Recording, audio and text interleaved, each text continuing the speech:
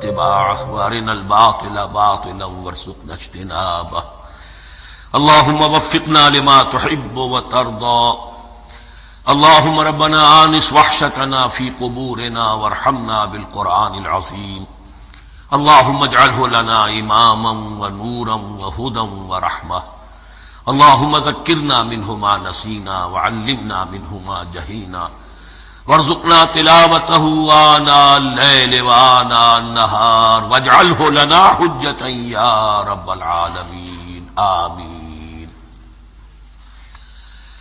اب تک ہم نے سورہ بقرہ کے 8 رکوع اور اس پر مستزاد صرف 3 آیات کا مطالعہ کیا ہے۔ آج میں چاہتا ہوں کہ ہماری رفتار قدرے تیز ہو۔ تو یہ جو سلسلہ مضمون چل رہا ہے خطاب بے امت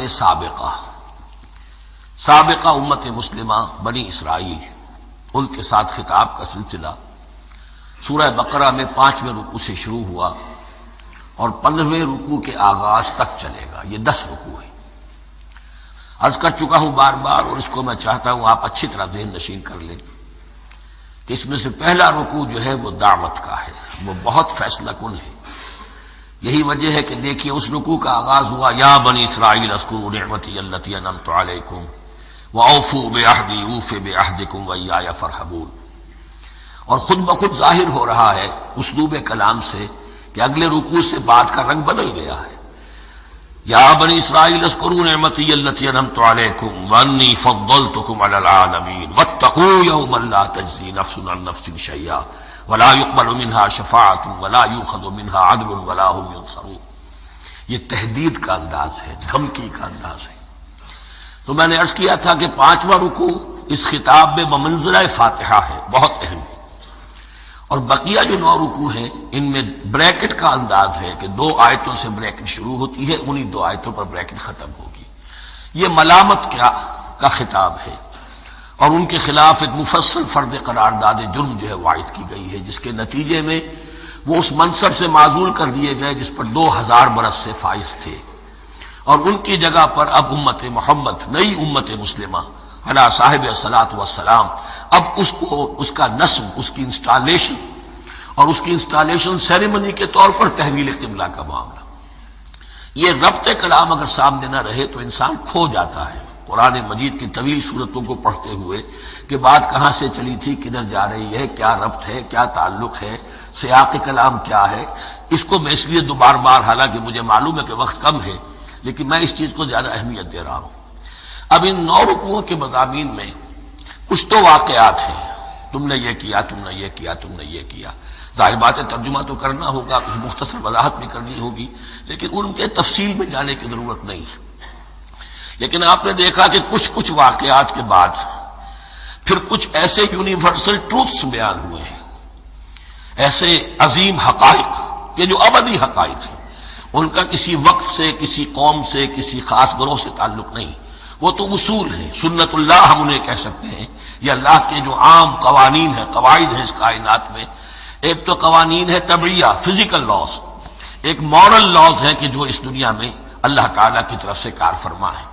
تو جہاں وہ مورل لاز آتے ہیں جنہیں آپ کہا کرتے تھے جب بچپن میں کہانی پڑھی اور کہانی کے بعد لکھا اس کا مورل لیسن کیا ہے، اس کہانی سے سبق کیا حاصل ہوا، تو تھوڑے تھوڑے وقفے کے بعد وہ آیات آتی ہیں کہ جو اس گویا کہ اس سلسلہ کلام کے اندر یہ انتہائی اہمیت کی حامل ہے، اس لیے کہ وہ یونیورسل اہمیت کی حامل ہیں، اور ان میں در حقیقت ایک رہنمائی پوشیدہ ہے موجودہ امت مسلمہ کے لیے۔ مثلا جتنا حصہ ہم اب تک پڑھ چکے ہیں ان میں سے پہلے تو وہ آیت یاد کیجئے وَضُرِبَتْ عَلَيْهِمُ الذِّلَّةُ وَالْمَسْكَنَةُ وَبَاءُوا بِغَضَبٍ مِّنَ اللَّهِ۔ معلوم ہوا کہ ایسا ہو سکتا ہے کہ ایک امت مسلمان ہو، اس پر اللہ کے بڑے فضل ہوئے ہوں، بڑا اکرام ہوا ہو، بہت انعام ہوا ہو، پھر وہ اپنی بے عملی یا بد عملی کے باعث اللہ تعالیٰ کے غضب کی مستحق ہو جائے اور ذلت اور مسکنت اس پر تھوپ دی جائے۔ یہ ایک یونیورسل ٹروتھ وہاں سے نکل آیا کہ ہمیں سوچنا ہوگا، یہ ایک لمحہ فکریہ ہے امت مسلمہ کیا کہ کیا ہم تو کہیں آج اس پوزیشن میں نہیں ہیں۔ حدیث میں آپ کو سنا چکا ہوں لَيَأْتِيَنَّ عَلَىٰ أُمَّتِي مَا أَتَىٰ عَلَىٰ بَنِي إِسْرَائِيلَ حَزْبًا نَعْلَ بِالنَّعْلِ۔ دوسرا اسی طرح کا یونیورسل ٹروتھ والا مقام تھا آخری جو ہم نے کل پڑھا ہے، ثم قست قلوبکم وہی کالحجارۃ او اشد قسوہ۔ کسی مسلمان امت کا یہ حال بھی ہو سکتا ہے کہ ان کے دل اتنے سخت ہو جائیں کہ سختی میں پتھروں کو اور چٹانوں کو مات دے جائیں۔ یہ بھی ایک کیفیت ہے جو سامنے آئی، حالانکہ قوم وہ ہے انی فضلتکم علی العالمین، از کجا تاب کجا، لیکن یہ حقیقت بھی ہمارے سامنے آئی کہ یہ چیزیں جو ہیں اپنی جگہ پر امکانات میں سے ہیں۔ البتہ یہاں ایک بات میں عرض کر دوں کہ اس قساوت قلبی میں پوری امت برابر مسلط جو ہے مبتلا نہیں ہوا کرتی، اس میں امت کے جو قائدین ہوتے ہیں اور امت مسلمہ کے قائدین اس کے علماء ہوتے ہیں، سب سے زیادہ شدت کے ساتھ یہ خرابی ان میں آتی ہے، اس لیے کہ باقی لوگ تو پیروکار ہیں، پیچھے چلتے ہیں، وہ اعتماد کرتے ہیں کہ یہ ہے اللہ کی کتاب کے پڑھنے والے، یہ ہے تورات کے حامل، یہ جانتے ہیں، وہ ان کے پیچھے پیچھے چل رہے ہوتے ہیں۔ لیکن جو لوگ جان بوجھ کر اللہ کی کتاب میں تحریف کر رہے ہوں، انہیں تو پتا ہے ہم کیا کر رہے ہیں۔ جو لوگ جان بوجھ کر حق کو پہچان کر اس کا انکار کر رہے ہیں، انہیں تو پتا ہے کہ ہم کیا کر رہے ہیں۔ در حقیقت یہ سزا ان پر آتی ہے۔ یہ بات اب ان آیات میں جو آج ہم پڑھنے چلے ہیں بہت زیادہ واضح ہو جائے گی انشاءاللہ۔ فرمایا افتطمعون ان یؤمنوا لکم، تو اے مسلمانوں کیا تم یہ توقع رکھتے ہو کہ یہ ایمان لے آئیں گے تم پر، تمہاری بات مان لیں گے؟ ظاہر بات ہے مسلمانوں کو توقع تھی کہ مشرکین مکہ تو بہت دور تھے دین سے، توحید سے دور، رسالت کا کوئی تصور ہی نہیں، کتاب کوئی ان کے پاس تھی ہی نہیں۔ یہ تو یہود ہیں اور ان کے پاس تو کتاب رہی ہے، یہ موسیٰ کے ماننے والے ہیں، یہ توحید کے علم بردار ہیں، یہ آخرت کا بھی اقرار کرتے ہیں، تو ان کو جھٹپٹ مان لینا چاہیے۔ تو جو مسلمانوں کے دل میں، عام مسلمانوں کے دل میں جو حسن ظن تھا، اب در حقیقت یہ اس کو ایڈریس کیا جا رہا ہے۔ افتطمعون ان یؤمنوا لکم، تمہیں بڑی تماہ ہے، کوشش ہے، تمہاری خواہش ہے، آرزو ہے، تمنا ہے، توقع ہے کہ یہ بات مان لے گے تمہاری۔ وَقَدْ كَانَ فَرِيقٌ مِّنْهُمْ يَسْمَعُونَ كَلَامَ اللَّهِ ثُمَّ يُحَرِّفُونَهُ مِن بَعْدِ مَا عَقَلُوهُ وَهُمْ يَعْلَمُونَ، جبکہ حال یہ ہے کہ ان میں سے ایک جماعت، ایک گروہ وہ بھی ہے کہ جو اللہ کے کلام کو سن کر پھر اس میں تحریف کرتا رہا ہے، اس کے بعد کہ اس کو سمجھ لیتا تھا اور اچھے جان بوجھ کر تحریف کرتا تھا۔ اب ظاہر بات وہ گروہ کون ہوں گے؟ علماء ہی تو ہیں نا۔ عام آدمی تو تحریف نہیں کر سکتا تھا، تحریف کرنے والے تو علماء تھے۔ افتؤمنون ان یؤمنوا لکم وقد کان فریق منهم یسمعون کلام اللہ ثم یحرفونہ من بعد ما عقلوہ وهم یعلمون واذا لقوا الذین آمنوا قالوا آمنا۔ اب دیکھیے ایک بات بڑی عجیب سامنے آئے گی کہ جس طرح منافقین مسلمانوں میں تھے، ایسے ہی منافقین یہود میں بھی تھے۔ یہود میں سے کچھ لوگ ایسے تھے کہ جن پر حق جب منکشف ہو گیا، اور کچھ ان کی صالح فطرت بھی تھی، اب وہ آنا چاہتے تھے اسلام کی طرف، لیکن اپنے خاندان کو، گھر والوں کو، اپنے کاروبار کو، اپنے قبیلے کو چھوڑنا بھی ممکن نہیں تھا، اور قبیلوں کی سرداری جو ہے وہ ان کے علماء یہود کے پاس ہے۔ تو دل ان کے کچھ صاف ساتھ آ چکے تھے اہل ایمان کے، اور جب وہ اہل ایمان سے ملتے تھے تو کبھی کبھی باتیں بھی بتاتے، ہاں یہ بات جو محمد کہہ رہے ہیں یہ تورات میں لکھی ہوئی تھی، واقعی یہ بات یوں ہی تھی۔ اب اس کے بعد جب وہ جاتے تھے اپنے شیاطین کے پاس، وہی شیاطین ان کے علماء، ان کے بڑے سرکردہ لوگ، تو وہ جا کر انہیں ڈانٹ ڈپٹ کرتے تھے، بے وقوفو یہ کیا کر رہے ہو تم، یہ بات بتا رہے ہو انہیں تاکہ اللہ کے ہاں جا کر وہ تم پر حجت قائم کرے کہ انہیں پتا تھا اور پھر بھی انہوں نے نہیں مانا۔ اب یہ ان کا آپس کا مکالمہ ہو رہا ہے۔ وَإِذَا لَقُوا الَّذِينَ آمَنُوا قَالُوا آمَنَّا،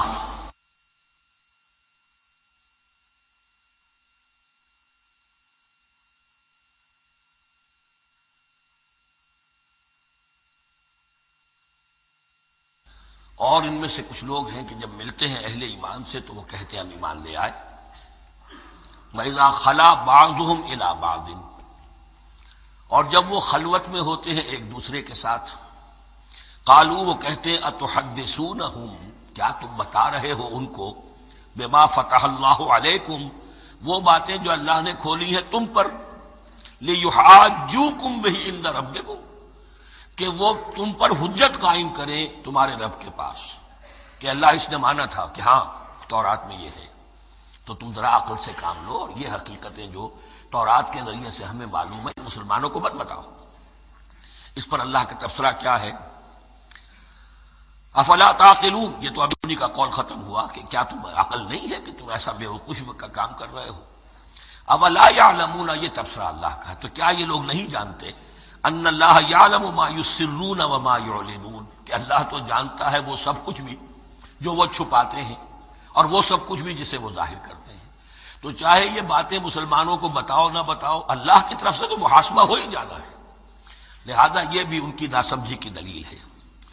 اب آ رہی ہے وہ اصل اہم بات جو میں نے آج ابتدا میں بیان کر دی تھی، وَمِنْهُمْ أُمِّيُّونَ، ان میں سے بھی ایک طبقہ تو ہے ان پڑھ لوگوں کا۔ اب دیکھیے امی اصل میں تو ایک طرح سے کہنا چاہیے کہ مشرکین عرب کے لیے لفظ ہے قرآن مجید میں، کیوں؟ ان کے اندر پڑھنے لکھنے کا رواج بھی نہیں تھا، کوئی آسمانی کتاب بھی ان کے پاس نہیں تھی۔ لیکن اب یہود کے بارے میں کہا جا رہا ہے، جیسے آج مسلمان ہیں کہ اکثر و بیشتر مسلمان تو جاہل ہیں، چاہے پی ایچ ڈی کیا ہوا ہو، پی ایچ ڈی تو فزکس میں کیا ہوا ہے، قرآن کی الف بیتیں نہیں آتی، دین کے جو ہے مبادی تک سے ناواقف ہیں، بہت پڑھے لکھے، اس کو ہمارے بعد لوگ کہتے ہیں پڑھے لکھے جاہل۔ آج کی عظیم اکثریت مسلمانوں کے پڑھے لکھے مسلمانوں کی وہ پڑھے لکھے جاہلوں پر مشتمل ہے، اس میں شامل کر لیجئے ہماری اکثریت جو ہے ہی بغیر پڑھی لکھی۔ تو اب انہیں کیا پتا، وہ تو سارا اعتماد کریں گے علماء پر، کوئی بریلوی ہیں بریلوی علماء پر اعتماد کریں گے، کوئی دیوبندی ہے وہ دیوبندی علماء پر اعتماد کریں گے، کوئی اہل حدیث ہے وہ اہل حدیث علماء پر اعتماد کریں گے۔ منہم امیون، اب امیون کا سہارا کیا ہوتا ہے؟ منہم امیون لا یعلمون الکتاب الا امانیہ، وہ کتاب سے تو واقف نہیں ہوتے، اپنی کچھ خواہشات ہیں کہ جن کو جانتے ہیں۔ یہ خواہشات بعد میں کھل جائے گا، یہ خواہشات کیا ہیں؟ ہم تو اسرائیلی ہیں، ہم تو اللہ کے محبوب ہیں، ہم تو امت محمد میں ہیں، ہماری تو شفاعت ہو ہی جائے گی، یہ امانی ہے۔ تلک امانیہم، اور ہمیں تو جہنم میں داخل کیا بھی تو تھوڑے سے عرصے کے لیے، ہمیں نکال لیا جائے گا، یہ امانی ہے۔ تو ان کے پاس تو یہ تو ان امانی، امنیہ کہتے ہیں خواہش، امانی اس کی جمع ہے، یہ اپنی خواہشات، انگریزی کا لفظ صحیح تعبیر کرے گا وشفل تھنکنگ، یہ اپنی اس وشفل تھنکنگ کے سہارے جی رہے ہیں، علم ان کے پاس ہے ہی نہیں۔ وَإِنْهُمْ إِلَّا يَظُنُّونَ، اور وہ نہیں کچھ کر رہے مگر ظن و تخمین، گمان ہے، ان کے اپنے من گھڑت خیالات ہیں۔ فَوَيْلٌ لِّلَّذِينَ يَكْتُبُونَ الْكِتَابَ بِأَيْدِيهِمْ، تو اصل ہلاکت اور بربادی اور ویل کے بارے میں بعض روایات یہ بھی آئی ہیں کہ وہ جہنم کا وہ طبقہ ہے جس سے خود جہنم پناہ مانگتی ہے، سخت ترین۔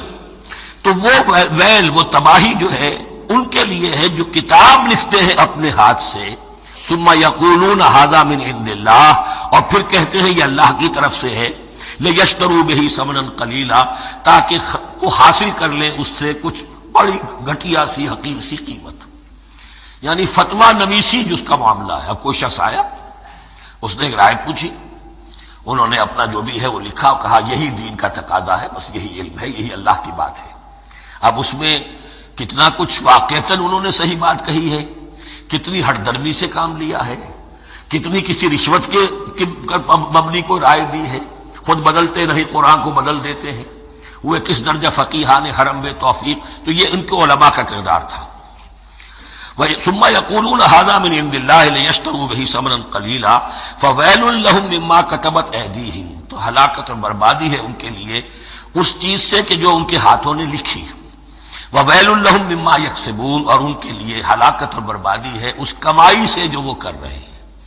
یہ سارا دھندا جو ہے فتویٰ فروشی کا اور دین فروشی کا، اس کے لیے تباہی وہ اپنے لیے مول لے رہے ہیں، اس سے کوئی ان کو اللہ تعالیٰ کے ہاں کوئی اجر و ثواب نہیں ملے گا۔ وقالوا، اب یہ آگے امانی، وقالوا لن تمسنا النار الا ایاما معدودہ، وہ کہتے ہیں ہمیں تو آگ چھو ہی نہیں سکتی، ہاں گنتی کے چند دن، صرف یہ کہ دوسروں کی آنکھوں میں دھول جھونکنے کے لیے کہ کوئی اعتراض نہ کر دے، اللہ ہمیں آگ میں پھینکا جا رہا اور ان کو نہیں پھینکا جا رہا، یہ ہم سے بھی بدتر تھے کردار میں، تو شاید ان کا منہ بند کرنے کے لیے چند دن کے لیے ہمیں جہنم میں ڈال دیں گے، پھر فوراً نکال لیں گے۔ وقالوا لن تمسنا النار الا ایاما معدودہ، اور وہ کہتے ہیں کہ نہیں چھو سکتی ہمیں آگ مگر گنتی کے چند دن۔ قل اتخذتم عند اللہ عہدا، ان سے کہیے کیا تم نے اللہ سے کوئی عہد لے لیا ہے، کوئی قول و قرار ہو گیا ہے؟ فلن یخلف اللہ عہدہ، کہ تمہیں یہ یقین ہے کہ اللہ اپنے عہد کے خلاف نہیں کرے گا؟ ام تقولون علی اللہ ما لا تعلمون، یا تم اللہ کی طرف اس بات کی نسبت کر رہے ہو، تہمت جب لگا رہے ہو، جڑ رہے ہو یہ بات اللہ پر جو تم نہیں جانتے، جس کے لیے تمہارے پاس کوئی علم نہیں ہے۔ بلا من کسب سیئۃ، اب یہ انتہائی وہ یونیورسل ٹروتھس جو ہیں جو میں نے کہا تھا، ابدی حقائق، اس کی عظیم ترین حقیقت آ رہی ہے، نوٹ کیجئے۔ بلا، کیوں نہیں، من کسب سیئۃ، جس شخص نے جان بوجھ کر ایک گناہ کمایا، لیکن گناہ بڑا، کبائر، صغائر نہیں، سیئۃ، یہ اس کی جو تنکیر ہے وہ ایک کا فائدہ بھی دے رہی ہے اور تفخیم کا بھی۔ جس نے بھی جان بوجھ کر کسبا، ایک گناہ کمایا، فاحاطت بہ خطیئتہ، اور اس کی خطا نے اس کا گھیراؤ کر لیا، یعنی ایک ہی گناہ ہے، سود کھا رہا ہے، باقی نماز ہے، تہجد ہے، یہ ہے وہ ہے، لیکن اس ایک گناہ کی برائی بھی اتنی اس کے گرد جو ہے چھا جائے گی کہ پھر اس کی یہ ساری نیکیاں ختم ہو کر رہ جائیں، ایک گناہ۔ بلا من کسب سیئۃ واحاطت بہ خطیئتہ فاولئک اصحاب النار هم فیہا خالدون۔ اس میں ہمارے مفسرین نے یہ لکھا ہے کہ اس کی خطا کاری اتنی اس کے اوپر چھا جائے کہ ایمان کا کوئی اثر باقی نہ رہے۔ اور المعاصی برید الکفر، یہ علماء کے ہاں اصول ہے کہ یہ جو گناہ ہوتے ہیں یہ ڈاک ہے کفر کی، ہوتے ہوتے گناہ پر مداومت اگر اس پر چلتا ہے تو اصل میں ہوتے ہوتے ہوتا یہ ہے کہ اسے پتہ بھی نہیں ہوتا، وہ اپنے آپ کو مسلمان سمجھتا ہے، اندر سے ایمان ختم ہو چکا ہوتا ہے۔ دیمک کی طرح جو ہے وہ دروازے کی چوکھٹ جو ہے کھائی گئی، اوپر صرف ایک ونیئر لگا ہوا ہے جو نظر نہیں آ رہا۔ یہ عقل جو ہے اللہ نے دیمک کو بھی دی ہے کہ چھوٹی سی چھپٹی چھوڑ دینا تاکہ دھوکہ کھاتے رہیں لوگ گھر والے، باقی یہ کہ اندر سے کھوکھلا کر دیا۔ اولئک اصحاب النار، یہ آگ والے ہیں، ہم فیہا خالدون، جو اس میں ہمیشہ ہمیشہ رہیں گے۔ یہ ہے قاعدہ کلیہ، قرآن کا قطعی اور ابدی فیصلہ۔ والذین آمنوا وعملوا الصالحات، ہاں اس کے برعکس جو لوگ ایمان لائیں اور نیک عمل کریں۔ اب نیک عمل میں ہر شخص نے اپنا اپنا نظریہ بنا رکھا ہے۔ مراد نیک عمل قرآن مجید کا کیا ہے؟ دین کے سارے تقاضوں کو ادا کرنا، وہ نیک عمل ہوگا۔ آپ نے ایک نیکی لے لی، یتیم خانہ کھول دیا، بڑی فاؤنڈیشن بنا دی، بیواؤں کا انتظام ہو رہا ہے، لیکن کاروبار میں سودی لین دین ہے، جھوٹ ہے، فریب ہے، دھوکہ ہے، سب چل رہا ہے۔ تو یہ نہیں ہے۔ دین کے تقاضے یہ بھی ہے کہ دین کو قائم کرنے کی جد و جہد میں لگو، اس کی شرائط پوری کرو۔ تو فرمایا والذین آمنوا وعملوا الصالحات اولئک اصحاب الجنہ هم فیہا خالدون، وہ ہیں جنت والے اور وہ اس میں ہمیشہ ہمیشہ رہیں گے۔ وَإِذْ أَخَذْنَا مِيثَاقَ بَنِي إِسْرَائِيلَ لَا تَعْبُدُونَ إِلَّا اللَّهَ، اور یاد کرو جب کہ ہم نے بنی اسرائیل سے عہد لیا تھا تم نہیں عبادت کرو گے کسی کی سوائے اللہ کے۔ وَبِالْوَالِدَيْنِ إِحْسَانًا، اور اس کے ساتھ دوسرا حکم، اور یہ اہم مقام ہے کہ اللہ کے حق کے فوراً بعد والدین کے حق کا ذکر قرآن مجید میں 4 مقامات پر آیا، ان میں سے ایک مقام یہ ہے وَبِالْوَالِدَيْنِ إِحْسَانًا، والدین کے ساتھ نیک سلوک کرو گے، وَذِي الْقُرْبَى، اور قرابت داروں کے ساتھ بھی، وَالْيَتَامَى، اور یتیموں کے ساتھ بھی، وَالْمَسَاكِينَ، اور محتاجوں کے لیے بھی، وَقُولُوا لِلنَّاسِ حُسْنًا، اور لوگوں سے اچھی بات کہو، اچھی بات کہو، صحیح بات کہو، امر بالمعروف کرتے رہو، نیکی کی دعوت دیتے رہو۔ وَأَقِيمُوا الصَّلَاةَ وَآتُوا الزَّكَاةَ، اور نماز قائم کرو، قبائل قائم رکھو اور زکوٰۃ ادا کرو گے، یہ گویا کہ معاہدہ ہو رہا ہے۔ ثُمَّ تَوَلَّيْتُمْ، پھر دیکھو تم نے اس سے پیٹھ موڑ لی، إِلَّا قَلِيلًا مِّنكُمْ، سوائے تم میں سے تھوڑے سے لوگوں کے، وَأَنْتُمْ مُعْرِضُونَ، اور تم ہو ہی پھر جانے والے، تمہاری یہ عادت گویا کہ طبیعت ثانیہ ہے۔ اب ایک خاص مثال آ رہی ہے اور اس کے بعد پھر ایک بہت بڑا یونیورسل ٹروتھ آئے گا۔ مثال کیا ہے؟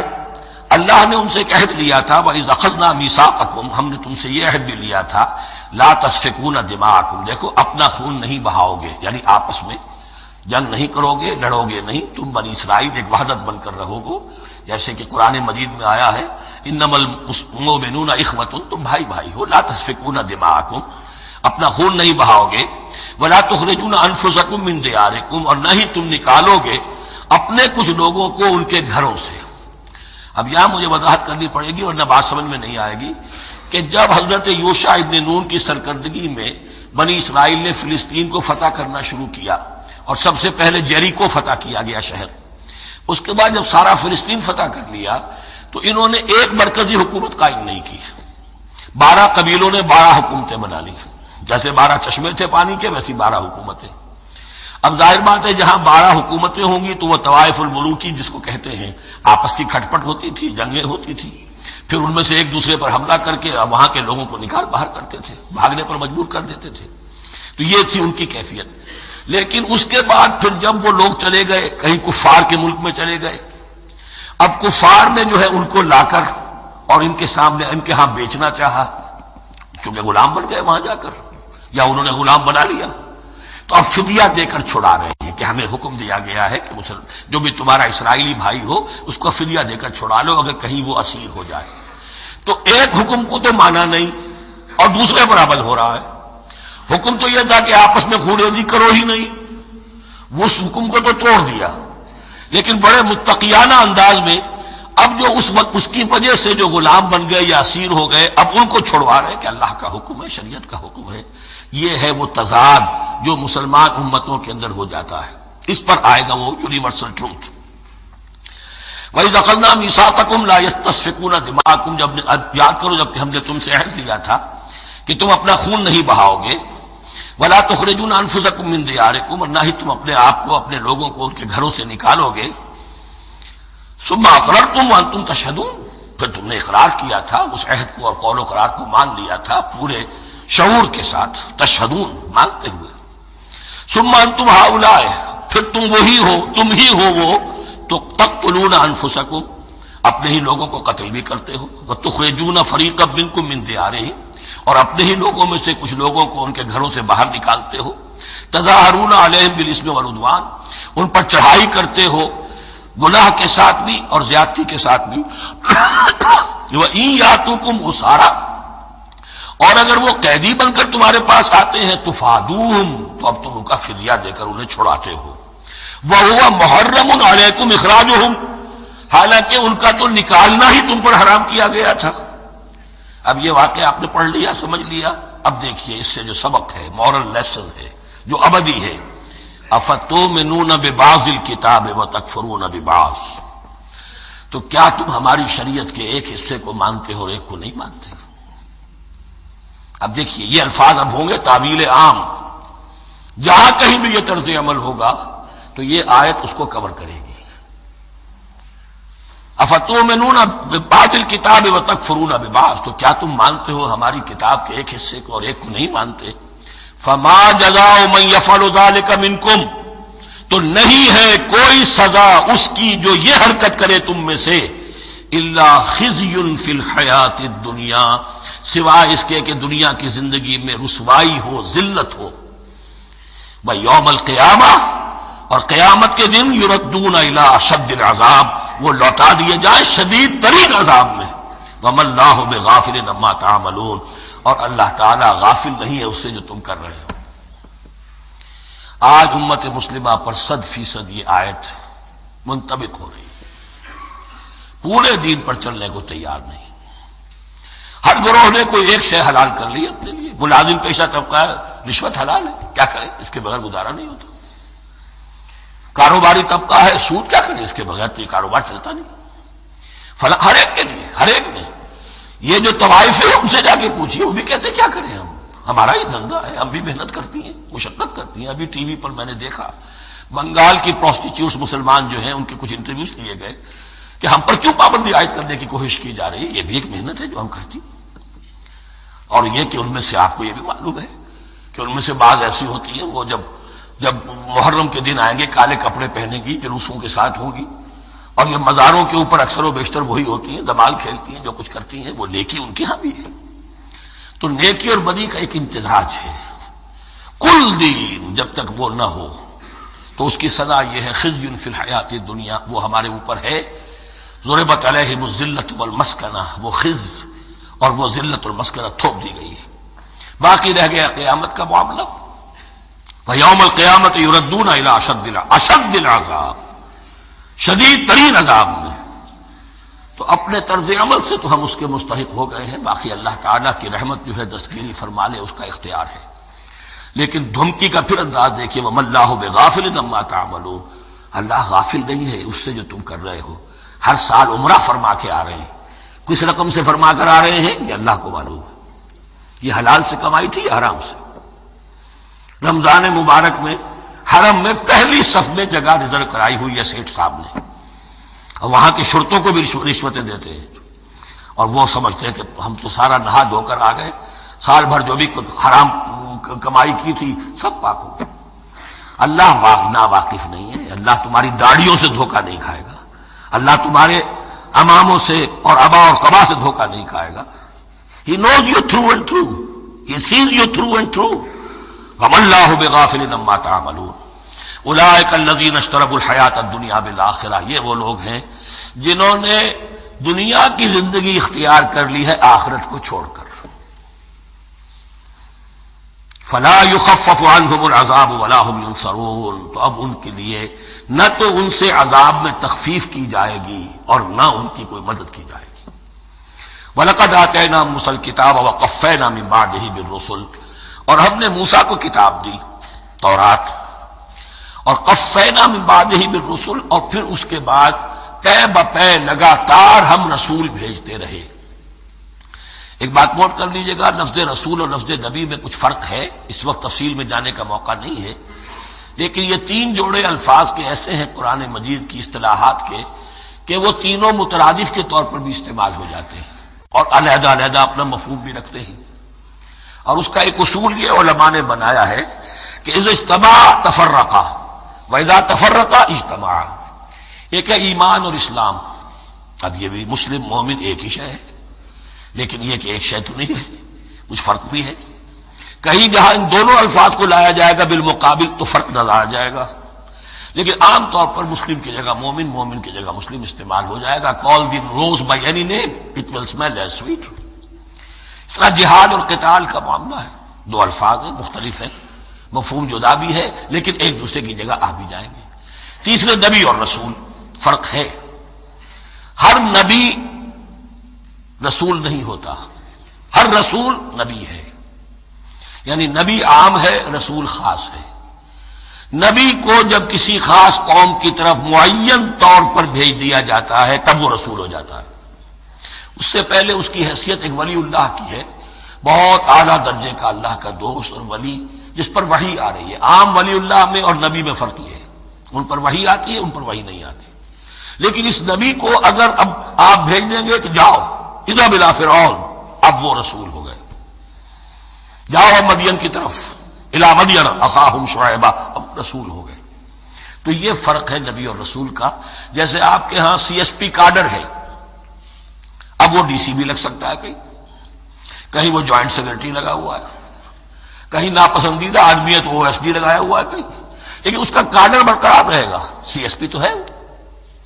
اسی اعتبار سے ہر نبی ہر حال میں نبی ہے، لیکن اس کو اضافی کیفیت ملتی ہے رسول کی. اور ایک بات یہ نوٹ کر لیجئے، نبیوں کو قتل بھی کیا گیا ہے، رسول قتل نہیں ہو سکتے. اللہ کا فیصلہ یہ ہے کہ لاغلبن انا ورسلی، میں اور میرے رسول تو غالب آ کر رہیں گے. جب بھی کسی قوم نے کسی رسول کی جان لینے کی کوشش کی ہے اس قوم کو برباد کر دیا گیا اور رسول اور اس کے ساتھیوں کو بچا لیا گیا. یہ معاملہ ہوا ہے اللہ کا تمام رسولوں کے ساتھ، نبیوں کے ساتھ نہیں. حضرت یحییٰ نبی تھے، قتل کر دیے گئے. حضرت عیسیٰ رسول تھے، قتل نہیں کیے جا سکتے تھے، ان کو زندہ آسمان پر اٹھا لیا گیا. اب وہی دوبارہ آئیں گے. تو رسول جو ہے وہ قتل نہیں ہوتا. اور اسی اعتبار سے حضور کی بڑی گہری تمنا تھی، لَوَدِدتُّ أَنْ أُقْتَلَ فِي سَبِيلِ اللَّهِ ثُمَّ أُحْيَا ثُمَّ أُقْتَلَ ثُمَّ أُحْيَا. میری بڑی خواہش ہے میں اللہ کی راہ میں قتل ہو جاؤں، پھر زندہ کیا جاؤں، پھر قتل کیا جاؤں، پھر اللہ کی راہ میں پھر زندہ کیا جاؤں، پھر قتل کیا جاؤں. لیکن اللہ نے یہ خواہش آپ کی پوری نہیں کی، اس لیے کہ آپ اللہ کے رسول تھے. اب یہاں نوٹ کیجئے گا، یہاں لفظ رسول تو آ گیا ہے لیکن یہ نبی کے معنی میں ہے. قفینا من بعدہ بالرسل، اس لیے کہ رسول حضرت موسیٰ کے بعد حضرت عیسیٰ ہی ہے. درمیان میں پروفٹس ہیں، prophets of the old testament, یہ انبیاء ہیں لیکن ان کے لیے لفظ رسول آ گیا ہے. وآتینا عیسی ابن مریم البینات وأیدناہ بروح القدس، اور ہم نے عیسیٰ کو بڑی واضح نشانیاں دی، حصی معجزات جتنے حضرت مسیح کو دیے گئے ہیں ویسے اور کسی نبی کو نہیں دیے گئے۔ یہ بعد میں تذکرہ آ جائے گا سورہ آل عمران میں۔ اور ہم نے مدد کی ان کی روح القدس کے ساتھ، حضرت جبرائیل کی خاص تائید انہیں حاصل تھی۔ ظاہر بات ہے، میں نے عرض کیا ہے کہ جو معجزہ ہوتا ہے وہ کسی نبی کی اپنی طاقت سے اس کا ظہور نہیں ہوتا، رسول کے کسی طاقت سے، یا کرامت کسی ولی اللہ کے اپنے اختیار میں نہیں ہوتی، یا اللہ کی طرف سے، اور اس کے لیے ظہور جو ہوتا ہے وہ فرشتوں کے ذریعے سے۔ ایدناہ بروح القدس افکلما جاءکم رسول بما لا تہوی انفسکم۔ اب یہاں پر تبصرہ ہو رہا ہے، جو بھی کچھ یہود نے کیا حضرت مسیح کے ساتھ، وہ چونکہ معلوم ہے اس کا تذکرہ نہیں کیا، صرف اس پر تبصرہ ہو رہا ہے۔ تو جب بھی کبھی تمہارے پاس کوئی رسول آیا، بما لا تہوی انفسکم، وہ چیز لے کر جو تمہارے جیوں کو، تمہارے من کو بھائی نہیں، اچھی نہیں لگی، استکبرتم، تم نے استکبار کیا، وہی استکبار جو عزازیل نے کیا تھا اور ابلیس بن گیا، ابا واستکبر۔ استکبرتم ففریقا کذبتم وفریقا تقتلون، تو کچھ کو تو تم نے صرف ان کی تردید ہی کی اور کچھ کو تم نے قتل بھی کیا، تقتلون، تو یہ انبیاء کے قتل ہو سکتا ہے۔ اور نمبر دو ایک رائے یہ دی گئی ہے، تقتلون جو ہے قتل تم نہیں آیا ہے، یہ فعل مضارع ہے، اور فعل مضارع کے اندر ایک فعل جاری رہتا ہے، ختم نہیں ہوتا، گویا کہ تم قتل کرنے کی کوشش کرتے رہے۔ بعض لوگوں کی تو جان کے در پہ ہو گئے۔ وقالوا قلوبنا غلف، اور انہوں نے کہا ہے کہ ہمارے دل تو غلافوں کے اندر بند ہیں۔ یہ اس کو ملائیے پہلی آیت جو آج ہم نے پڑھی ہے، افتطمعون ان یؤمنوا لکم، تو اے مسلمانوں کیا تم یہ توقع رکھتے ہو اور چاہتے ہو کہ یہ تمہاری بات مان لیں گے؟ ان کی اس خواہش کے جواب میں جو وہ کہتے تھے وہ یہ قول ہے، وقالوا قلوبنا غلف، ہمارے دل غلافوں میں ہیں، میاں تمہاری بات ہم پر اثر نہیں کر سکتی، جاؤ کسی اور سے بات کرو۔ آج بھی آپ کو یہ الفاظ سننے کو مل جائیں گے، قلوبنا غلف، ہمارے دل تو غلافوں میں ہیں، بڑے مضبوط ہیں، مستحکم ہیں، تمہاری بات اس میں گھر کر ہی نہیں سکتی۔ بل لعنہم اللہ بکفرہم، یہ ہے تبصرہ۔ جس کو یہ کہہ رہے ہیں کہ ہمارے دل محفوظ ہیں اور غلافوں میں ہیں، حقیقت میں تو ان پر لعنت ہو چکی ہے اللہ کی طرف سے ان کے کفر کی وجہ سے۔ فقلیلا ما یؤمنون، تو واقعتاً اب کم ہی ہوں گے ان میں سے جو ایمان لائیں گے۔ وَلَمَّا جَاءَهُمْ كِتَابٌ مِّنْ اللَّهِ مُصَدِّقٌ لِّمَا مَعَهُمْ، اب یہاں پر ذکر ہو رہا ہے خود حضور صلی اللہ علیہ وسلم کا، اور جب آ گئی ان کے پاس کتاب اللہ کے پاس سے، یعنی یہ قرآن، مصدق لما معہم، جو اس کی تصدیق کرتے ہوئے آیا جو ان کے پاس ہے۔ میں اس کی وضاحت کر چکا ہوں، قرآن ایک طرف تصدیق کرتا ہے تورات اور انجیل کی، اور دوسری طرف وہ مصداق بن کر آیا ہے تورات اور انجیل کی پیشین گوئیوں کا۔ وَكَانُوا مِن قَبْلُ يَسْتَفْتِحُونَ عَلَى الَّذِينَ كَفَرُوا، اور ان کا حال یہ تھا کہ وہ آخری کتاب اور آخری نبی کے حوالے اور واسطے سے اللہ تعالیٰ سے فتح کی دعائیں کیا کرتے تھے کافروں کے خلاف۔ ہوتا کیا تھا کہ یہ تین قبیلے مدینے میں آ گئے کہ جو یہودی تھے، بنو قینقاع، بنو نذیر اور بنو قریظہ، اسی میں وہاں رہتے تھے اوس اور خزرج جو یمن سے آئے تھے، اصل عربی قبائل تھے، پھر آس پاس کے قبائل بھی تھے، وہ سب کے سب امیین میں سے تھے، ان کے پاس نہ کوئی کتاب، نہ کوئی شریعت، نہ کسی نبوت سے آگاہ۔ اب ان کے آپس میں جب لڑائیاں ہوتی تھی اور یہ مار کھاتے تھے، سرمایہ دار تھے، دولت والے تھے، عام طور پر بزدل تھے، لہذا جب بھی کبھی مقابلہ ہوتا تھا مار کھاتے تھے۔ تو وہاں یہ کہا کرتے تھے کہ ابھی تو تم ہمیں مار لیتے ہو، دبا لیتے ہو، نبی آخری زمان کی آنے کا وقت آ چکا ہے، وہ نئی کتاب لے کر آئیں گے، جب وہ آئیں گے ہم ان کے ساتھ ہو کر جب تم سے جنگ کریں گے تو تم ہمیں شکست نہیں دے سکو گے، ہمیں فتح حاصل ہوگی۔ اور دعا کیا کرتے تھے اللہ اس نبی آخری زمان کا ظہور جلد ہو، تاکہ اس کے واسطے سے اور اس کے ذریعے سے اس کے صدقے ہمیں فتح مل سکے۔ یہ دعائیں تھیں، چونکہ خزرج اور اوس کے لوگوں نے ان کی یہ دعائیں سنی ہوئی تھیں۔ یہی وجہ ہے کہ حج میں سن 11 نبوی کے حج میں یا سن 10 نبوی کے حج میں جب وہاں پر 6 آدمیوں سے حضور نے بات کی جو خزرج کے تھے، سب کے سب انہوں نے کڑنکھیوں سے ایک دوسرے کو دیکھا، معلوم ہوتا ہے یہ وہی نبی ہے جن کا ذکر یہ یہودی کرتے ہیں، تو اس سے پہلے کہ وہ ایمان لائے تم ایمان لے آؤ۔ گویا کہ وہ علم بالواسطہ طور پر جو انہیں پہنچا تھا وہ ان کے لیے کتنا بڑا سرمایہ بن گیا، ان کی نجات کا ذریعہ بن گیا۔ اور وہ علم جو ان کے پاس تھا تعصب کی وجہ سے اور تکبر کی وجہ سے وہ اسی طرح رہ گئے. فذهب الله بنورهم وتركهم في ظلمات لا يبصرون صم بكم عمي فهم لا يرجعون. ولما جاءهم كتاب من عند الله مصدق لما معهم وكانوا من قبل يستفتحون على الذين كفروا فلما جاءهم ما عرفوا كفروا به. تو جب ان کے پاس آ گئے وہ چیز جسے انہوں نے پہچان لیا پھر انہوں نے کفر کیا. فلعنت اللہ علی الکافرین، تو اللہ کی لعنت ہے ایسے کافروں پر. بئس ما اشتروا به انفسهم ان یکفروا بما انزل اللہ بغیا ان ينزل اللہ من فضلہ علی من یشاء من عبادہ. بہت بری شے ہے جس کے عوض کہ انہوں نے اپنی جانوں کو فروخت کر دیا. یعنی دنیا کا حقیر سا نفع، یہاں کی حقیر سی مسندیں، یہاں کا جو بھی چودراہٹیں ہیں، جو بھی ان کی حیثیت ہے، صرف اس کا قربانی دینے کو تیار نہیں. یہی تو سبب ہے، اس کی وجہ سے کفر کر رہے ہیں پہچان کر. تو بری ہے وہ شے جس کے لیے انہوں نے اپنے آپ کو بیچ دیا. ان یکفروا، کہ وہ کفر کر رہے ہیں اس وجہ سے بما انزل اللہ بغیا، جو اللہ نے نازل فرمایا ہے. اور کفر کیوں کر رہے ہیں؟ اس زدم زدہ میں ان ينزل اللہ من فضلہ علی من یشاء من عبادہ، کہ اللہ تعالیٰ نے نازل کر دیا ہے اپنے اس فضل میں سے اپنے بندوں میں سے جس پر چاہا. وہ اس امید میں تھے کہ وہ اسرائیلی ہی ہوگا. جب 1400 برس تک نبوت ہمارے پاس رہی، اب فترت کا زمانہ ہے، 600 برس گزر گئے، اب آخری نبی آنا ہے. ان کو گمان یہ تھا وہ ہم میں سے ہی ہوگا. یہاں یہ ہوا کہ یہ رحمت اللہ کی اور یہ فضل جو ہے بنی اسماعیل پر ہو گیا. اس کی وجہ سے زدم زدہ بغین، اس بغین کے لفظ کو اچھی طرح نوٹ کر لیجئے. یہ اختلاف جو ہوتا ہے دین میں، اس کا اصل سبب یہ بغین کا لفظ آئے گا بار بار قرآن مجید میں.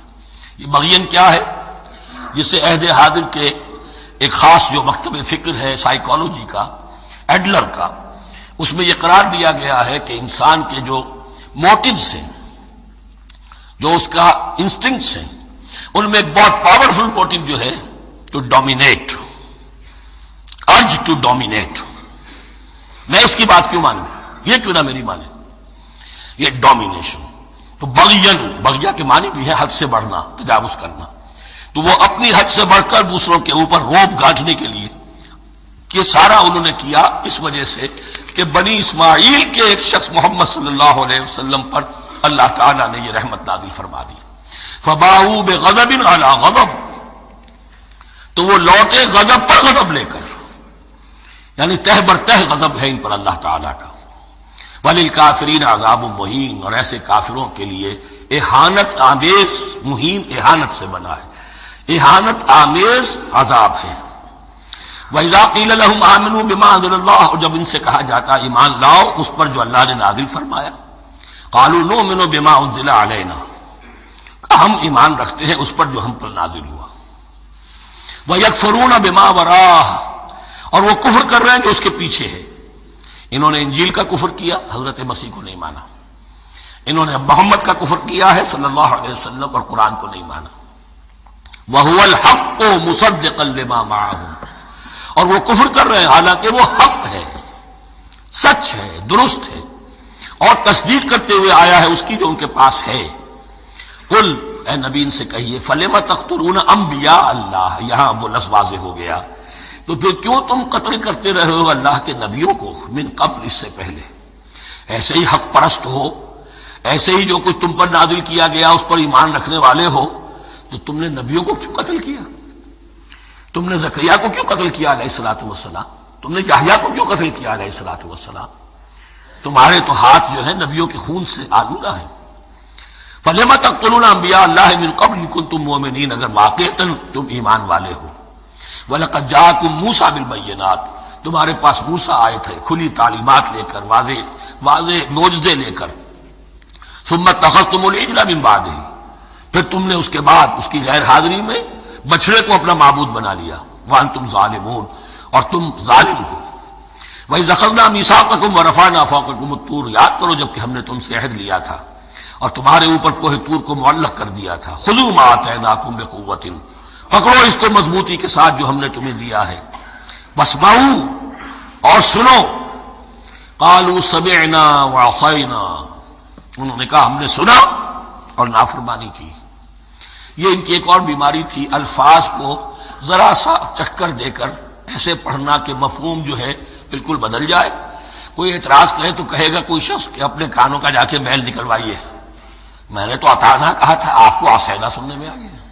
لیکن وہ اپنے لوگ جو ہوتے تھے ان کے منافقوں کے، اور آپس میں جو ہوتے تھے وہی منافق اس وقت حضرت موسیٰ کے ساتھ، کردار تو ایک ہی رہا ہے ہمیشہ سے۔ اس کردار کے لوگ جو ہیں یہ حرکتیں کرتے تھے، اور پھر ان سے سرزنش کی جاتی کہ بھائی ہم نے تو کہا تھا سمعنا واطعنا، آپ کے اپنی سماعت میں کوئی خلل ہوگا۔ قالوا سمعنا وعصینا، ہم نے سنا اور ہم نے رد کیا، نافرمانی کی۔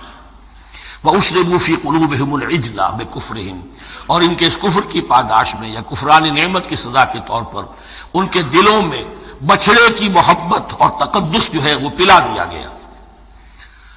قُلْ بِئْسَ مَا يَأْمُرُكُم بِهِ إِيمَانُكُمْ إِن كُنتُم مُّؤْمِنِينَ، کہیے ان سے بری ہیں یہ باتیں، برا ہے وہ جس کا کہ حکم دے رہا ہے تمہیں تمہارا ایمان کے ساتھ یہ حرکتیں۔ ان کنتم مومنین، اگر تم مومن ہو تو کیا ایمان کے ساتھ یہ حرکتیں ممکن ہوتی ہیں؟ قل ان كانت لكم الدار الآخرة عند الله خالصة من دون الناس فتمنوا الموت ان كنتم صادقین۔ پھر یہ ایک یونیورسل ٹروتھ آ رہا ہے، بہت اہم، اس کو کرتے ہوئے خود انٹروسپیکشن کی ضرورت ہے پڑھتے ہوئے، کیونکہ ان کا یہ خیال تھا نحن ابناء اللہ واحباؤہ، ہم تو اللہ کے بڑے چہیتے ہیں، بڑے لاڈلے ہیں، اولیاء ہیں، ہم پسندیدہ لوگ ہیں، we are the chosen people of the lord, یہ ان کا کہنا جو ہے یہ تو ان کی بڑی کھلی بات ہے۔ اور ان کا کہنا ہے کہ آخرت کا گھر تو ہمارے لیے ہے ہی ہے، اٹھا لو۔ اب دیکھیے لٹمس ٹیسٹ ان کے سامنے رکھا جا رہا ہے، لیکن یہ لٹمس ٹیسٹ میرے اور آپ کے لیے بھی ہے۔ قل ان كانت لكم الدار الآخرة عند الله خالصة من دون الناس، اے نبی ان سے کہیے کہ اگر تمہارے لیے آخرت کا گھر اللہ کے پاس خالص کر لیا گیا ہے دوسرے لوگوں کو چھوڑ کر، یعنی تمہاری ریزرویشن ہو چکی ہے وہاں، تمہارے لیے تو جنت ہی جنت ہے، فتمنوا الموت ان کنتم صادقین، تو اگر تم سچے ہو تو تمہیں موت کی تمنا کرنی چاہیے، موت کی تمنا کرو۔ اگر اتنا ہی یقین ہے جنت میں داخل ہونے کا تو دنیا میں رہنا تم پر گراں ہونا چاہیے۔ یہاں کی تو بہت سی کلفتیں ہیں، بہت سی محنتیں ہیں، مشقتیں ہیں، کتنی کتنی کوفت اٹھانی پڑ جاتی ہے۔ یقین اگر ہو کہ آخرت ہے اور وہاں میرا مقام جنت میں ہے تو زندگی تو لائبلٹی معلوم ہونی چاہیے، ایسٹ معلوم نہیں ہونا چاہیے۔ پھر تو دنیا سجن نظر آنی چاہیے، جیسا کہ حدیث میں فرمایا گیا الدنیا سجن المومن و جنت الکافر، یعنی کم سے کم یہ کہ دنیا میں زیادہ رہنے کی آرزو تو نہ ہو، یہ کم سے کم ہے۔ آخرت پر ایمان، اور اگر اپنا معاملہ اللہ کے ساتھ خلوص پر ہے، دھوکے بازی پہ نہیں ہے۔ بل الانسان علی نفسہ بصیرہ، ہر انسان کو معلوم ہے میں کہاں کھڑا ہوں، آپ کا دل آپ کو بتا دے گا آپ اللہ کے ساتھ دھوکے بازی کر رہے ہیں یا آپ کا معاملہ اللہ کے ساتھ خلوص و اخلاص پر مبنی ہے۔ اگر یقین ہے کہ خلوص و اخلاص پر ہے تو پھر تو یہ ہے کہ زندگی ایسٹ نہیں لائبلٹی، اور دنیا باغ نہیں قید خانہ نظر آنا چاہیے، اور اس میں انسان رہتا ہے ایک مجبوراً، اللہ نے بھیجا ہے رہنا ہے، جو اس کی طرف سے ذمہ داریاں عائد کی گئی ہیں وہ ادا کرنی ہے، لیکن یہاں رہنے کی خواہش یہ اگر ہے تو یا تو آخرت پر ایمان نہیں یا اپنا اللہ کے ساتھ معاملہ خلوص اور اخلاص پر مبنی نہیں۔ دس از دی لٹمس ٹیسٹ۔ فتمنوا الموت ان کنتم صادقین ولن یتمنوہ ابدا، اور یہ ہرگز نہیں کریں گے تمنا اس کی، موت کی، بما قدمت ایدیہم، بسبب ان کرتوتوں کے جو ان کے ہاتھوں نے آگے بھیجے ہوئے ہیں۔ ہر شخص کو معلوم ہے میں نے کیا کمائی کی ہے، کیا بھیجی ہے۔ واللہ علیم بالظالمین، اور اللہ ان ظالموں سے بخوبی واقف ہے۔ وَلَتَجِدَنَّهُمْ أَحْرَصَ النَّاسِ عَلَىٰ حَيَاةٍ، اور تم انہیں دیکھو گے اس دنیا کی زندگی پر تمام انسانوں سے بڑھ کر حریص ہیں۔ وَمِنَ الَّذِينَ أَشْرَكُوا، یہاں تک کہ مشرکوں سے زیادہ حریص ہیں۔ اور یہ بات صحیح ہے، اہل ایمان کے ساتھ مقابلہ مشرکین نے کیا، کھل کر میدان میں آ کر کیا، ڈٹ کر کیا۔ اپنی جانیں اپنے باطل معبودوں کے لیے قربان کی. یہودی نہیں لڑ سکے من ورائے جدر، فصیلوں کے پیچھے سے اور ادھر سے، لیکن سامنے آ کر مقابلہ نہیں کر سکے، اس لیے کہ انہیں جانیں بہت عزیز تھی. وَلَتَجِدَنَّهُمْ أَحْرَصَ النَّاسِ عَلَىٰ حَيَاةٍ وَمِنَ الَّذِينَ أَشْرَكُوا، حتیٰ یہ کہ مشرکین سے بھی زیادہ یہ دنیا کی زندگی کے حریص ہیں. یود احدہم لو یعمر الف سنہ، ان میں سے ہر ایک کی یہ خواہش ہے کہ کسی طرح اس کی عمر 1000 برس ہو جائے. وما ہوا بمزحزحہ من العذاب ان یعمر، اور اگر ان کو معمر کر بھی دیا جائے، طویل زندگی دے بھی دی جائے، تو عذاب سے تو چھٹکارا نہیں ملے گا، آخرت تو بالآخر تو آنی ہے. واللہ بصیر بما یعملون، اور اللہ دیکھ رہا ہے جو کچھ کہ وہ کر رہے ہیں. قل من کان عدوا لجبریل فانہ نزلہ علی قلبک. اب جیسا کہ میں نے عرض کیا کہ ان کا خیال یہ تھا کہ آخری نبوت کا وقت تو قریب ہے، ہوگا وہ کوئی اسرائیلی، ہوگا ہم میں سے. معاملہ ہو گیا تلپٹ، اللہ نے ان کی آزمائش اتنی بڑی کر لی کہ جنہیں حقیر سمجھتے تھے، بڑی امیین ہیں، ان پڑھ ہیں، نہ ان کے پاس کتاب، نہ کوئی شریعت، نہ کوئی قانون، نہ کوئی ضابطہ، کچھ بھی نہیں. اللہ نے ان میں سے ایک آدمی کو، ایک شخص کو چن لیا. لہذا ان کے لیے اب ان کے اندر دشمنی پیدا ہوئی. کس سے؟ گالیاں دینے لگے حضرت جبرائیل کو، اس نے دشمنی کی ہمارے ساتھ. آ تو رہا تھا پیغام ہم میں سے کسی کے لیے، لے گیا ادھر. اور یہ بات آپ کو شاید بڑی عجیب لگے، لیکن یہ کہ شیخ احمد سرہندی رحمۃ اللہ علیہ نے اپنے مکاتیب میں یہ لکھا ہے کہ اہل تشیع کا ایک فرقہ ایسا بھی رہا ہے، میں نہیں جانتا کہ آج بھی ہے یا نہیں ہے، جس کو غرابیہ کہتے تھے. غرابیہ، ان کا عقیدہ یہ تھا کہ حضرت محمد صلی اللہ علیہ وسلم اور حضرت علی رضی اللہ تعالی عنہ، ان کی ارواح بالکل ایک دوسرے کے ایسے مشابہ تھیں جیسے ایک کوا دوسرے کوے کے مشابہ ہوتا ہے. غراب کوے کو کہتے ہیں. تو جبریل دھوکہ کھا گئے. وہ وہی اللہ نے بھیجی تھی علی کے لیے، لے گئے محمد کے پاس صلی اللہ علیہ وسلم. تو یہ بات جو شیخ احمد سرہندی کی لکھی ہوئی غرابیہ فرقہ ان کا، مجھے یہ نہیں معلوم کہ اب بھی ہے یا نہیں ہے، لیکن یہ بات یہود کے ہاں جو ہے وہ موجود تھی. اور بات جان لیجئے، لَيَأْتِيَنَّ عَلَىٰ أُمَّتِي مَا أَتَىٰ عَلَىٰ بَنِي إِسْرَائِيلَ حَسْبَ النَّعْلِ بِالنَّعْلِ، اس کی حقیقت اور سے اور منکشف ہوتی چلی جائے. تو اب یہاں فرمایا قُلْ مَنْ كَانَ عَدُوًّا لِجِبْرِيلَ، اے نبی کہہ دیجئے جو کوئی بھی دشمن ہو گیا ہو جبرائیل کا، فَإِنَّهُ نَزَّلَهُ عَلَىٰ قَلْبِكَ بِإِذْنِ اللَّهِ، تو اس نے تو نازل کیا ہے اس قرآن کو آپ کے دل پر اللہ کے حکم سے. جبرائیل کا اپنا اختیار تو نہیں تھا. مصدقا لما بین یدیہ، اور یہ تصدیق کرتے ہوئے آیا ہے اس کی جو اس کے سامنے موجود ہے. وہدی وبشریٰ للمؤمنین، اور ہدایت اور بشارت ہے اہل ایمان کے لیے. اور اس کے بعد اب فرمایا جا رہا ہے کہ اللہ اور اس کے رسول اور اس کے ملائکہ یہ ایک آرگینک ہول ہیں، یہ ایک جماعت ہے، ان میں کوئی رکھنا نہیں ہو سکتا، ان میں کوئی اختلاف نہیں ہو سکتا. اگر کوئی جبریل کا دشمن ہے تو وہ اللہ کا دشمن ہے، اگر کوئی اللہ کے سچے رسول کا دشمن ہے تو وہ اللہ کا دشمن ہے، جبریل کا بھی دشمن ہے. من کان عدوا للہ وملائکتہ ورسلہ وجبریل ومیکال فإن اللہ عدو للکافرین. تو کان کھول کر سن لو، جو کوئی دشمن ہے اللہ کا اور اس کے فرشتوں کا اور اس کے رسولوں کا اور جبرائیل کا اور میکائیل کا، تو اللہ تعالیٰ کی طرف سے بھی اعلان ہے کہ اللہ ایسے کافروں کا دشمن ہے. وَلَقَدْ أَنزَلْنَا إِلَيْكَ آيَاتٍ بَيِّنَاتٍ، اور اے نبی ہم نے آپ کی طرف نازل کر دی ہے روشن آیات.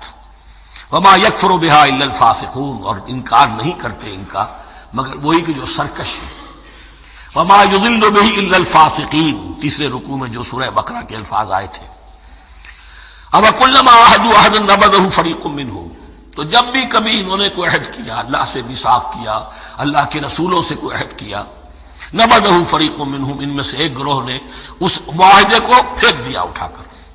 بل اکثرہم لا یؤمنون، بلکہ ان کی اکثریت جو ہے ایمان سے خالی ہے، جیسا کہ حال آج امت مسلمہ کا ہے. مسلمان ہیں، ایمان حقیقی، ایمان قلبی، یقین والا ایمان وہ کتنوں کو حاصل ہے. ڈھونڈ اب ان کو چراغ رخ زیبا لے کر. وَلَمَّا جَاءَهُمْ رَسُولٌ مِّنْ عِندِ اللَّهِ مُصَدِّقٌ لِّمَا مَعَهُمْ نَبَذَ فَرِيقٌ مِّنَ الَّذِينَ أُوتُوا الْكِتَابَ، پھر وہی بات. اور جب آئے ان کے پاس اللہ کی طرف سے ایک رسول یعنی محمد صلی اللہ علیہ وسلم، مصدق لما معہم، اور تصدیق کرتے ہوئے آئے ہیں اس کی جو ان کے پاس موجود ہے. ان کے ساتھ ہے نبذ فریق من الذین اوتوا الکتاب کتاب اللہ وراء ظہورہم، ان کی ایک گروہ، ان کی ایک جماعت نے اللہ کی کتاب کو اپنی پیٹھوں کے پیچھے پھینک دیا، کأنہم لا یعلمون، گویا کہ وہ جانتے ہی نہیں، انجانے سے ہو کر رہ گئے، نہیں ہمیں کچھ پتہ نہیں۔ ان کے عوام پوچھتے ہوں گے کیا یہ وہی نبی ہے جن کا ذکر نہیں، کیا بولے، کوئی یقین سے نہیں کہہ سکتے، کچھ نہیں، ابھی دیکھیں گے، تیل دیکھو، تیل کی دھار دیکھو، کأنہم لا یعلمون، جیسے انہیں علم نہیں ہے۔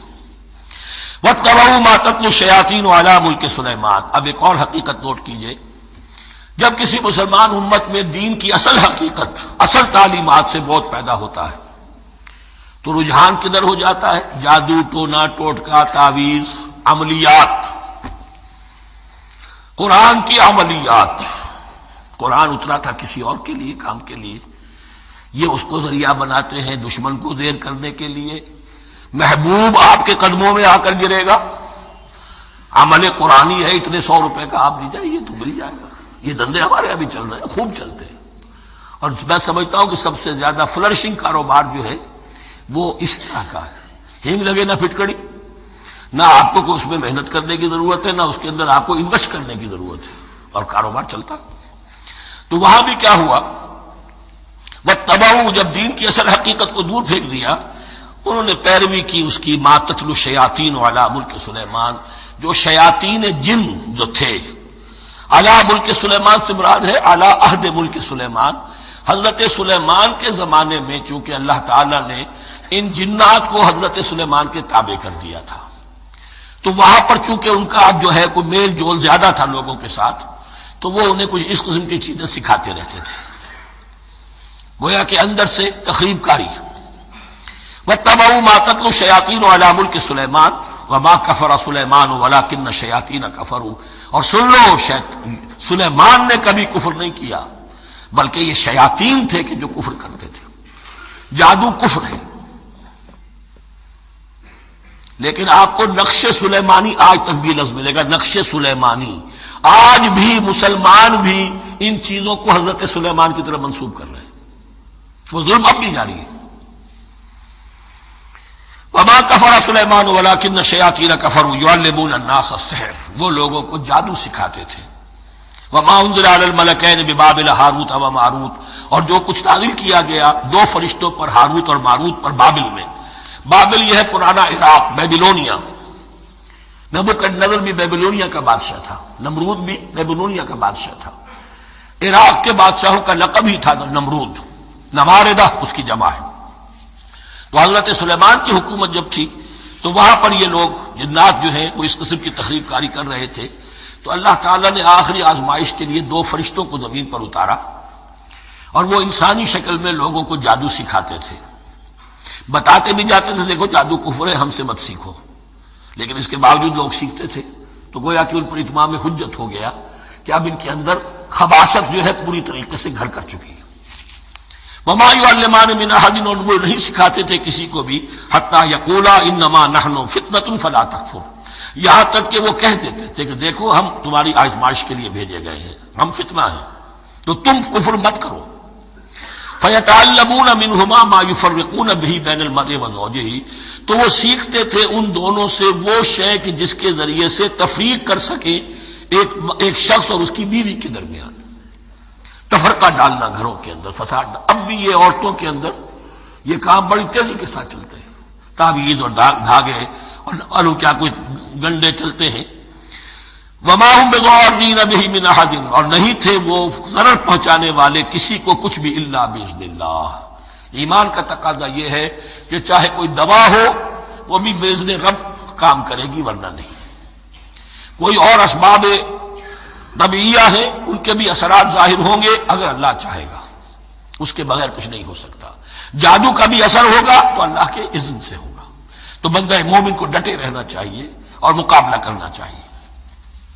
وما هم بضارین بہ من احد الا باذن اللہ ویتعلمون ما یضرهم ولا ينفعهم، اور وہ سیکھتے تھے ان سے وہ چیزیں جو ان کے لیے مضرت بخش تھی، ضرر پہنچانے والی، اور انہیں نفع نہیں پہنچاتی تھی۔ وَلَقَدْ عَلِمُوا لَمَنِ اشْتَرَاهُ مَا لَهُ فِي الْآخِرَةِ مِنْ خَلَاقٍ، حالانکہ یہ بات ان کے علم میں آ چکی تھی کہ جس نے بھی اس چیز کو حاصل کیا، جادو سیکھا، اس کا پھر آخرت میں کوئی حصہ نہیں ہے۔ وَلَبِئْسَ مَا شَرَوْا بِهِ أَنفُسَهُمْ، اور بری تھی وہ چیز جس کے لیے انہوں نے اپنے آپ کو فروخت کر دیا. لَوْ كَانُوا يَعْلَمُونَ، کاش کہ انہیں علم ہوتا. وَلَوْ أَنَّهُمْ آمَنُوا وَاتَّقَوْا، اور اگر وہ ایمان رکھتے اور تقوی کی روش اختیار کرتے، لَمَثُوبَةٌ مِّنْ عِندِ اللَّهِ خَيْرٌ، تو بدلہ پاتے اللہ کی طرف سے بہت ہی اچھا، بہت خیر. لَوْ كَانُوا يَعْلَمُونَ، کاش کہ ان کو معلوم ہوتا. یا ایھا الذین آمنوا لا تقولوا رأینا وقولوا انظرنا واسمعوا. اب ایک اور مثال ان کی، وہ تو تھے منافقین بنی اسرائیل جن کا ذکر ہوا، سمعنا وعصینا. اب یہاں یہ منافقین جو یہاں پر مسلمانوں میں شامل ہو گئے تھے، یہود کے زیر اثر لوگ، اور آ گئے ہیں مسلمانوں میں بھی. اب ان کا معاملہ کیا تھا؟